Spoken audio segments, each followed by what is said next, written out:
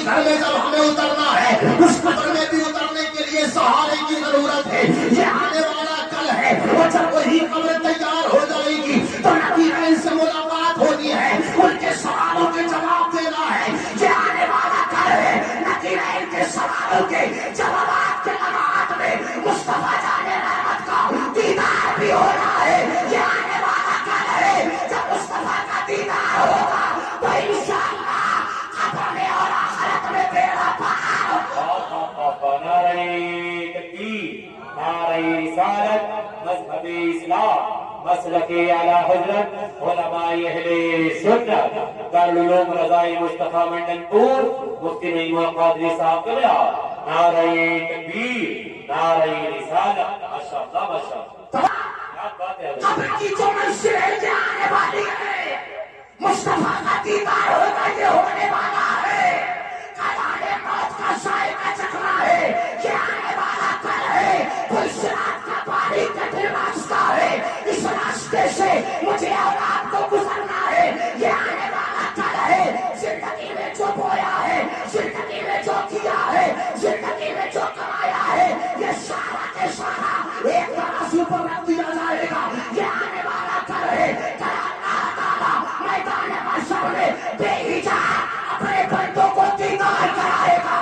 یہ آنے والا کل ہے. اللہ نے اس لیے فرمایا مجھ سے ڈرتے رہو, آنے والے کل کی تیاری کرو. واتقوا اللہ, اور اللہ سے ہر حال میں ڈرتے رہو. ان اللہ خبیر بما تعملون, اللہ کو تمہارے سارے اعمال کی خبر. بے شک بے شک بے شک, حق ہے حق ہے حق ہے. کیا بات ہے, کیا بات ہے.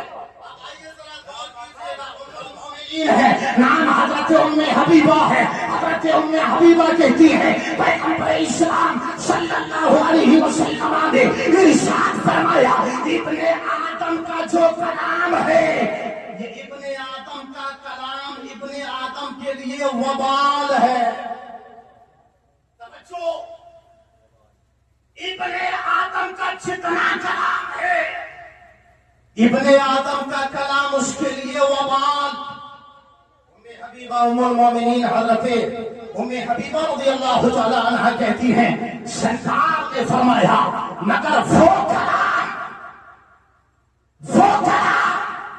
کہ کسی کی رہنمائی کر گیا, وہ کلام کہ جس کلام سے کسی کی ہدایت ہو گئی, وہ کلام کہ جس کلام سے کوئی راہ راست پا گیا, وہ کلام کہ جس کلام سے کوئی شرابی دیندار بن گیا, وہ کلام کہ جس کلام سے کوئی بندہ نمازی بن گیا. یہاں تک کہ اگر کسی نے کسی کی رہنمائی کی ہے, ذکر رسول میں بلانے کے لیے دعوت دی ہے اور ذکر رسول میں آ کر کے بیٹھ گیا, میرے آقا فرماتے ہیں یہی کلام ہے کہ میدان محشر میں بندے کے لیے نجات بنے گا. اب ذرا توجہ دیجیے گا, یہ جو ہمارا جسم ہے یہ بھی ہمیں کچھ نہ کچھ بتا رہا ہے. اللہ نے ہمیں دو کان عطا فرمائے ہیں, اللہ نے ہم کو ایک زبان عطا کی ہے. یہ ایک زبان کا ہونا اور دو کانوں کا عطا کرنا یہ اس بات کی دلیل ہے کہ انسان کو بولنا کم چاہیے اور سننا زیادہ چاہیے. بے شک بے شک, کیا بات ہے, کیا بات ہے. انسان کو بولنا کم چاہیے اور سننا زیادہ چاہیے, مگر حالات بڑے برعکس نظر آ رہے ہیں. جہاں چار آدمی بیٹھتے ہیں اس طرح کی خرافات کرتے نظر آتے ہیں, اس طرح کی واہیات باتوں میں اپنا وقت برباد کرتے نظر آتے ہیں. نہ انہیں نمازوں کی فکر ہے, نہ انہیں قبر کی فکر ہے, نہ انہیں حشر کی فکر ہے, نہ انہیں نزا کے وقت کی فکر ہے. مگر یاد رکھیے گا یہ نزا کا وقت جب کوئی یاد کرتا ہے, قبر کی تاریکیوں کو جب کوئی یاد کرتا ہے, جب کوئی اپنے موت کو یاد کرتا ہے, تو میرے نبی نے ارشاد فرمایا ہے دنیا کے اندر وہ عمل سب سے بہتر ہے. صحابہ نے عرض کیا یا رسول اللہ کون سا عمل سب سے بہتر ہے؟ سرکار نے فرمایا وہ عمل دنیا میں سب سے بہتر کہ بندہ اپنی زندگی میں قبر کو یاد کرے. جو بندہ زندگی میں قبر کو یاد کرتا ہے اللہ تعالیٰ اس کی قبر کو جنت کا باغ بنا دیتا. माशाअल्लाह माशाअल्लाह, क्या बात है। अल्लाह उसकी कब्र को जन्नत का बाग बना देता है। अब जरा तवज्जो दीजिएगा, एक सहाबी है हजरत सैयदना मुआद बिन जबल रज़ियल्लाहु ताला अन्हु। सहाबी है, कहते मैं हुजूर की बारगाह में था और सरकार की बारगाह में ये मेरी आखिरी मुलाकात है। आखिरी मुलाकात में मैंने आका की बारगाह में अर्ज किया, मैंने कहा या रसूल अल्लाह सल्लल्लाहु कुछ नसीहत फरमाते, कुछ नसीहत फरमाते। सरकार ने फरमाया मुआज तुम्हारे लिए ये नसीहत है, जब तुम अपने रब से मिलो, बोलो बोलो बोलो, जब तुम अपने रब से मिलो तो इस हाल में मिलो कि तुम्हारी ज़बान जिक्र खुदा से तर हो, माशाअल्लाह, सुभान अल्लाह, ज़बान पर जिक्र खुदा हो। क्या बात है, माशाअल्लाह। ये सरकार ने पैगाम दिया सहाबी को, नाम है हजरत मुआज। कहते हैं सरकार ने फरमाया जब अपने रब से मिलो तो इस हाल में मिलो कि तुम्हारी ज़बान पर रब का नाम हो, रब का जिक्र हो। अब आओ सुनो, हजरत जुनैद बगदादी की एक बात सुनाता हो। हजरत जुनैद बगदादी रज़ी अल्लाह ताला अन्हु की जिंदगी के आखिरी लम्हात है, और जिंदगी के आखिरी लम्हात में हजरत जुनैद बगदादी रज़ी अल्लाह ताला अन्हु ने कुरान उठाया, रहल पर सजाया, और रहल पर सजाने के बाद में कुरान की तलावत को करना शुरू कर दिया। अब किसी ने देखा कि हजरत जुनैद तो इस हालत में जो कि मर्द की हालत है, नशा का वक्त करीब है, दुनिया से कूच करने वाले हैं, मगर रहल उठा करके कुरान को सजाया, कुरान की तलावत कर रहे हैं। गोया कि अल्लाह ने अपने महबूब से जो बातें की हैं, हजरत जुनैद बगदादी वही बातें याद कर रहे हैं। अब जरा तवज्जो दीजिएगा। अब किसी ने आकर के हजरत जुनैद से कहा क्या बात है, जिंदगी के आखिरी लम्हात है, मगर ऐसी घड़ी में तुमने कुरान को उठा के रहल पे रखा, और रहल पे रखने के बाद में तलावत कर रहे हो। तो जनाब हजरत जुनैद ने कहा था कि मेरी जिंदगी का रजिस्टर अब बंद होने वाला है, चलिए चाहता है जितना कमा सको इन चंद सांसों में मैंने किया कमा लूं, और अपने रब से मैं कुरान की तलावत में मुलाकात करूं। क्या बात है, क्या बात है हजरत, क्या बात है, माशाअल्लाह। कुरान की तलावत के साथ मुलाकात करूं, क्यों? क्योंकि सरकार ने फरमाया जो जिस हाल में मरेगा उसी हाल में उठाया जाएगा, जो जिस हाल में मरेगा उसी हाल में उठाया जाएगा। और मौत का किसी को भरोसा नहीं किस वक्त में आ जाए।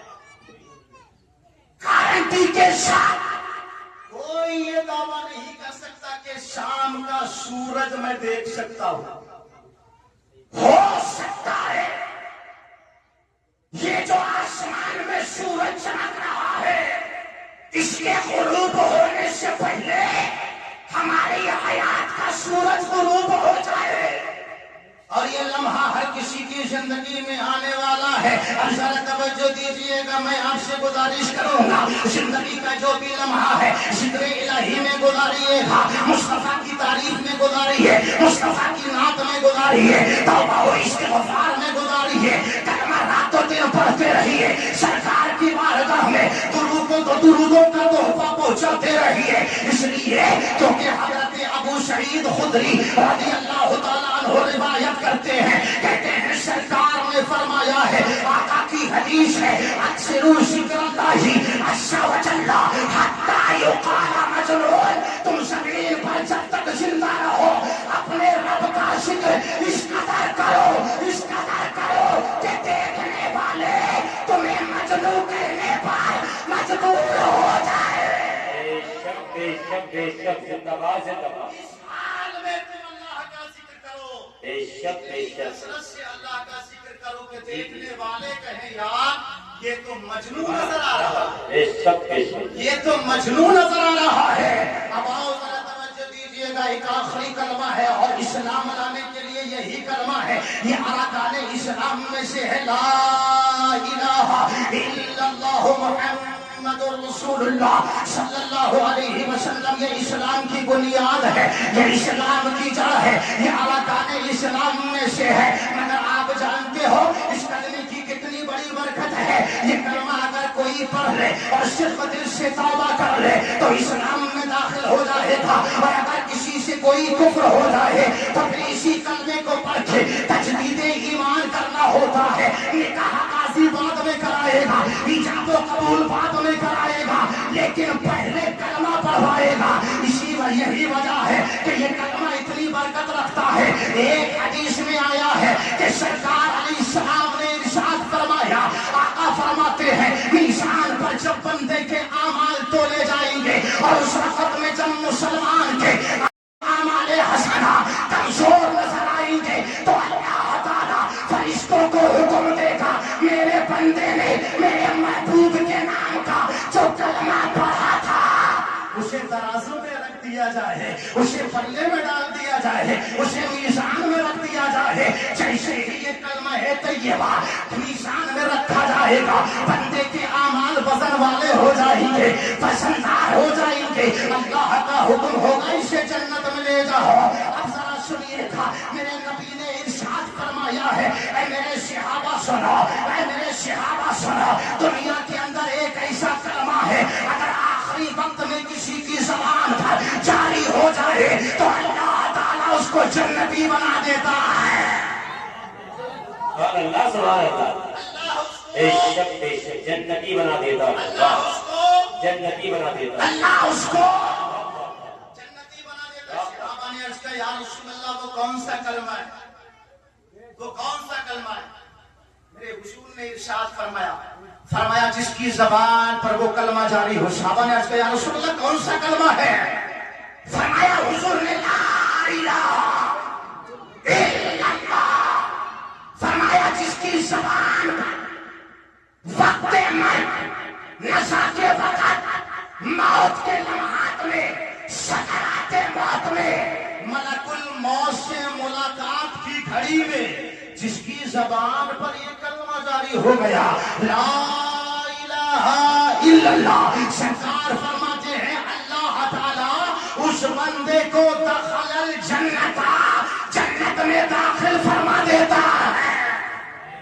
بے شک نعرہ تکبیر، نعرہ رسالت۔